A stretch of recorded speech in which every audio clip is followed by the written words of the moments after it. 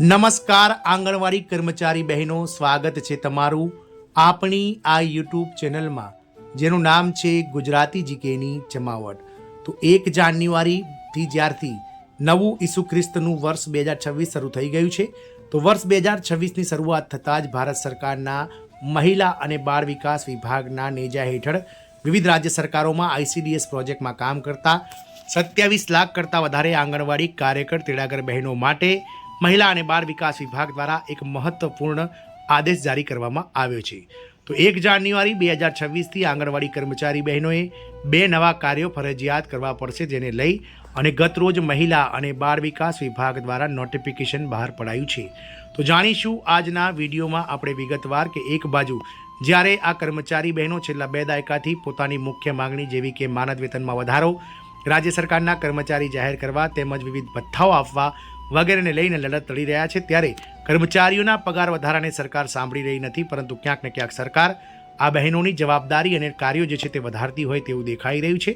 અને જેના અનુસંધાનમાં 1 જાન્યુઆરી 2026થી જ મહિલા અને બાળ વિકાસ વિભાગ દ્વારા આંગણવાડી બહેનો માટે 2 નવા કાર્યો કરવા પડશે તેવો આદેશ જારી કરી દેવામાં આવ્યો છે। તો જાણીશું આજના વિડીયોમાં આપણે આંગણવાડી કર્મચારી બહેનો કે મહિલા અને બાળ વિકાસ વિભાગનો આજે નવો આદેશ છે તે શું છે અને કયા 2 નવા કાર્યો આપણે નવા વર્ષથી કરવા પડશે તેને લઈ અને આજના વિડીયોમાં આપણે વિગતવાર ચર્ચા કરીશું। તો વિડીયોના અંત સુધી આપ બન્યા રહેશો અને જો આપ કર્મચારી બહેનો અમારી ચેનલમાં નવા સબસ્ક્રાઈબર હોય અને પહેલી વાર વિડીયો જોતા હોય તો ચેનલને સબસ્ક્રાઈબ કરવાનું ભૂલશો નહીં।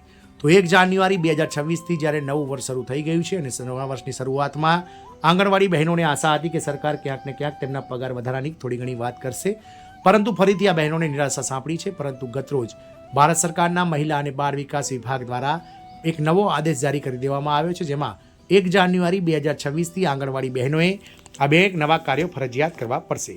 તો આ નવા આદેશો હેઠળ આંગણવાડી બહેનો હવે તેમની નિયમિત ફરજો ઉપરાંત 2 મહત્વપૂર્ણ જવાબદારીઓ પણ તેમને નિભાવવી પડશે। બાળકોના સારા ભવિષ્યની ખાતરી કરવા અને પોષણ અભિયાનને ડિજિટલી મજબૂત બનાવવા માટે આ પગલું ભારત સરકારના મહિલા અને બાળ વિકાસ વિભાગના આઈસીડીએસ વિભાગ દ્વારા લેવામાં આવ્યું છે। વહીવટીતંત્ર દ્વારા જારી કરાયેલા સૂચનોમાં સ્પષ્ટપણે જણાવાયું છે કે આ કાર્યોમાં બેદરકારી દાખવવા બદલ આંગણવાડી કાર્યકર અને તેડાગર બહેનો સામે કડક કાર્યવાહી થઈ શકે છે।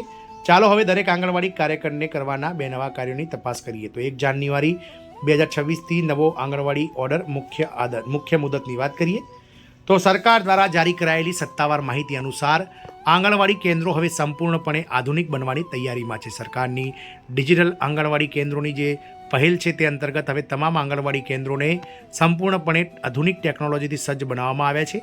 આ નિયમો જે 1 જાન્યુઆરી 2026થી અમલમાં આવશે તેનો મુખ્ય હેતુ પારદર્શિતા અને સચોટ ડેટા સુનિશ્ચિત કરવાનો છે। પહેલા પગલાઓની વાત કરીએ તો હવે આંગણવાડી કેન્દ્રોમાં જતા બાળકો માટે APAR આઈડી એટલે કે અપાર આઈડી બનાવવું ફરજિયાત છે।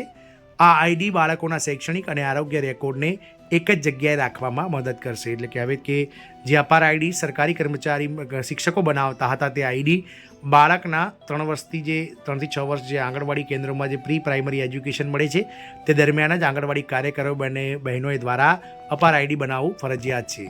બીજો મોટો ફેરફાર છે બાયોમેટ્રિક હાજરી અને ડિજિટલ ટ્રેકિંગનો છે।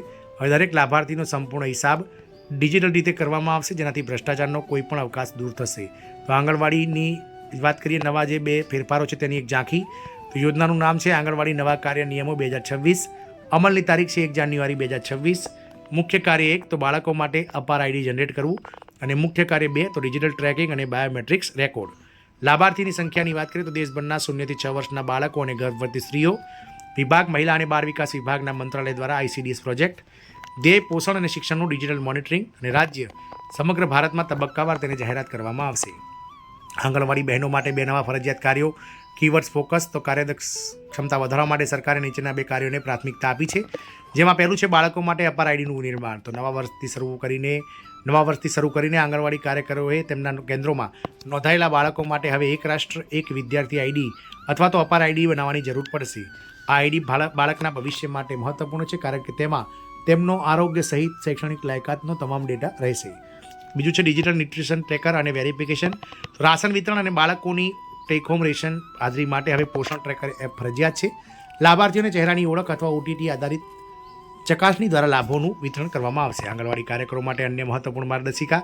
તો આ 2 મુખ્ય કાર્યો ઉપરાંત કેટલાક અન્ય ફેરફારો પણ જોઈ શકાય છે, જેમાં આ ફેરફાર કરવાથી વધવાની શક્યતા છે, પરંતુ કામગીરીમાં પારદર્શિતા પણ લાવશે. સરકારી આંગણવાડી કાર્યોને મારા વેતનમાં વધારો કરવાની માંગ કરી છે કર્મચારીઓ, જેના પર સરકાર વિચાર કરી રહી છે. તો આગળની વાત કરીએ તો આ ફેરફારો 1 જાન્યુઆરી 2026થી અમલમાં આવશે. ડિજિટલ ઇન્ડિયા તરફની એક મોટું પગલું છે.